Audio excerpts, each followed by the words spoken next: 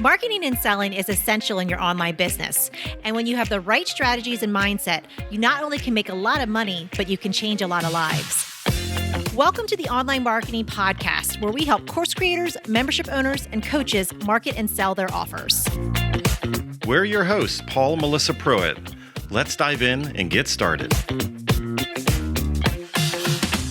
Welcome to the Mastermind Series, where you get to experience Paul and Melissa and their mastermind brainstorming and sharing different ideas on marketing and sales. So let's go to Marlon has a question. Hello. Hello. Hey, it's good to see you, Marlon. Likewise. So I help shy and introverts to create joy and confidence through the power of salsa dancing. So Everybody's like, where do we sign up? I was like, let me lead with the transformation. So I'm wondering if shy and introvert, although they are not the same, is that niche enough? Is that message going in two different directions? Was the first part of the question. Okay, so the first part was in your positioning statement itself. We're looking at shy and introverted. Yes. And knowing that those are qualities that not necessarily people that are introverted are shy. Correct. And the people that are shy are not necessarily introverted. And is the messaging directly like going away from each other? And is it niche down enough, or do I need to go down further? Okay. Does anybody want to speak to that? I just have another question. Is this for people who would be dancing with a partner, or are you learning it solo with the intention of like going out somewhere and finding someone to dance with? Good question. It can go two ways. Initially, just solo. You're just starting off on your own, because at the end of the day, even if you were taking classes as a partner, you still have to learn the steps on your own anyway. So I would just do basically the individual skills. So you could, if you wanted to, niche down to singles, like teaching shy and introverted singles salsa. And then that gives them a natural place. Once, in the after times, once we can go outside again, it gives them a natural place that they can go and meet people where there's already an activity. And so they don't have to worry about initiating conversation. Yeah, I know that sometimes you have a lot of eager wives or girlfriends and not so eager boyfriends or husbands. And so maybe a class wouldn't work, but if they could do it in the comfort of their home, that might work for them. So that's why I thought about just that archetype. But I think that's also, Kathy, I think that's a great point. That's good. Anybody else want to, the messaging? So do you have anything on this? I'm kind of marinating on it because I'm still thinking of the shy and introvert, like you said, like it's how they're different. They are different. So I'm marinating on that. And I did like what Kathy said with the singles, but I also, it's that transformation of teaching someone that skill set, right? So they come out of their comfort zone. So I'm marinating on the word shy and introverted a little bit. So yeah. The thought that I have is the messaging is more different if you're marketing towards single people who want to learn how to salsa versus couples who want to learn how to salsa. I think that messaging is way more different than shy versus introvert, because I think the shy and introvert are still kind of looking for a similar transformation, but the people who are joining like a singles salsa dancing membership are going to be looking for a different kind of transformation than like the couple who's looking to spice things up. Mm-hmm. Right. So I think that split to me is more different than the other split. Well, and also, like Marlon, you hit on something when you talked about how there are wives and girlfriends who want to learn to salsa, but partners who maybe don't, which is a whole third audience. So, I think you have to maybe nail which of those three, because there is a program out there, and it's called Show Her Off, and their whole thing is you don't have to learn how to do this in public. You can learn how to do it well at home first, so that you're not self-conscious once you're out in public. And it's definitely geared towards like the guys being the reticent partner. He doesn't teach salsa, it's like country dancing or something. But I'm just saying somebody's already doing what you're trying to do with a segment of that market with that specific target of the resistant partner. So we know what membership Heather belongs to if we see her at a live event. She's cutting out, just so you know. What's interesting is just using the word shy and introverted. To me, it assumes a social element of your offer, because being shy or being introverted doesn't matter day to day unless you're put into a social situation. Mm-hmm. So I think that you're implying that salsa is social, and this is a way that you can speak without words. A lot of us get into this, especially the internet marketing bubble, and we get driven into us that our positioning statement or whatever our elevator speech is, like it has to talk to one person. And in general, you want to be very, very clear on that. When it comes to marketing, you want to speak in very relevant terms so that the right person will resonate with your message. So when you try to do a broad scope, it's hard for people to at least self-identify. Now, the challenge is that a lot of us want to make our product, our thing, very niche down itself. And in some cases, that's good and that's fine. There's enough audience for whatever your niche is. And at the same time, sometimes it's just the marketing. It's just most of the time, it's just the marketing message that when you're in front of a specific audience, you want your message to relate to them while you're talking to them. So when you do come right out the gate of saying, and you're referencing this social element, that resonated with Kathy, saying like, hey, like this is something possibly in a social environment. Is somebody single? Like, could they learn this? And then when they can go out somewhere and feel more confident, or maybe they can't say the words, but when the music's on, everybody's staring at them because now everybody wants to come talk to them. They don't have to go out and talk to everybody. The spotlight's on them. Everybody's going, wow, who's that person? You know, they're going to go out of the way to go meet them. Like that's a different desire. That's a different like pain point being resolved than saying like, hey, my wife and I go to a lot of weddings, and I'm always the guy that's hugging the chair at the table, and I'm always like, no, I don't like to dance. No, I don't like that song. No, I don't like that. You know, because I don't want to be the guy up there in my little safe space on Hitch. You know, just do this. Just do this. Don't do anything out there. Just keep it in here, right? So it's like, you know. So, yeah, they are always the one that looks like they're the table hugger. Like they're just there, they're hugging the table during these events. They're the kid in 8th grade that's in the corner that's not going to dance because they haven't taken the time. And wow, it would be cool to be that person. Mm-hmm.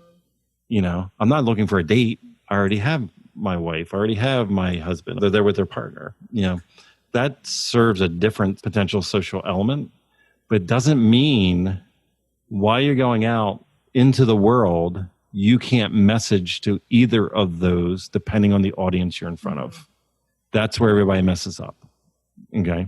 Because you could be on a podcast with couples and the person that is talking about couples, and that's who is their audience, are couples, blah, blah, blah. And you could be on there talking about how to improve a relationship. Well, one of the methods of improving a relationship is dancing. Mm-hmm. Is nonverbal communication, just feeling the movement in the body and just being in the presence and blah, blah, blah. You can take people down a whole thing with that. And you know what's incredible is I have a membership that teaches people exactly how to do that, help couples reconnect, because I'm on the Reconnection Couples podcast right now. So I'm going to make my message totally relevant on coming in and being a salsa dancer, blah, blah, blah, blah, blah, blah. Okay. Now, 10 minutes later, you could be on a whole different podcast, and that's about singles. People that can't even get a date. Like they go into a bar or they go into a social event and they're just sitting in the corner and they're remembering themselves at 8th grade dinner dance, and they were isolated in the corner with their 2 friends that they're not dating. So you bring them into that space and you can explain to them from a marketing message standpoint how this is relevant to their audience. Because at the end of the day, we are all sitting in this call that's called Memberships Mastermind. Not one of us have anything else in common. I didn't go to yoga this morning. I didn't get a Starbucks coffee and drive in my little Hyundai. I didn't do all the things that blah, blah, blah, blah, blah, that everybody's told that you need to isolate down to. But we all have something in common. We have a belief system and a value system that we believe that we can make money online by helping people with the thing that we know best. That's our common point. So when I'm in front of a different audience, I change my market message. This is where a lot of people mess up in this bubble. And that's why it's dangerous for somebody like me that's been doing marketing stuff my entire life.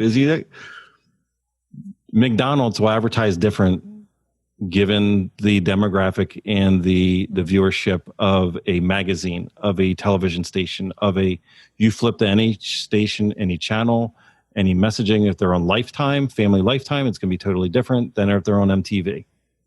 You think it's the same commercial? It's not. It's the same hamburger. At the end of the day, it's the same hamburger. It's the same Chevy car. It's the same deodorant. It's the same. I don't care what the product service is. Now, there are products in the market that are niched on purpose. There's very smart companies like Unilever, where at the same time will make you cry because of Dove, because they have Dove, and they'll make you think purity, and they'll make you think a certain way. And at the same time, they own Axe. And they'll go totally 100% against all values of this product with this product, because it's all marketing. That way they get both markets and they win. Okay. But it's still Unilever. They make money no matter what choice you made.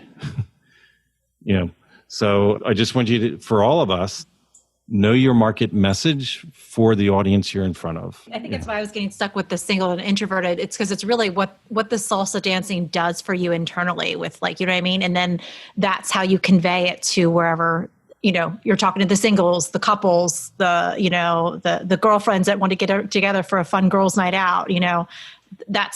It's about the transformation of how the salsa moves you, allows you to connect with people, helps you connect with yourself and things like that. But then you just change the messaging depending on who you're talking to.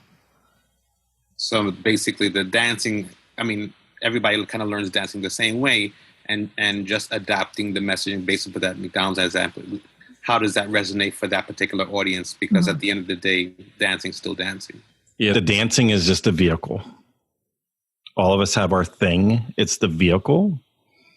It's the transformation experience of why people want that vehicle that's going to be unique to them. Because some couples are going to come to you because they're engaged to be married and they want to be on the dance floor, and they're going to, you can almost tell that they've had the dance lessons in recent months because they're counting and you can see them doing it, but they pull it off. But there's the other couple that's in that same wedding that is ripping up the floor and doing all the things and twisting and twirling and doing all kinds of crazy stuff because they kept with it, because that's important to them. Like, that's why they came. There's other people that are in that room. They're like, I didn't come here with anybody, but those salsa lessons are going to help me for the after party when I go in to the singles lounge and meet people at the bar next door after this wedding's done.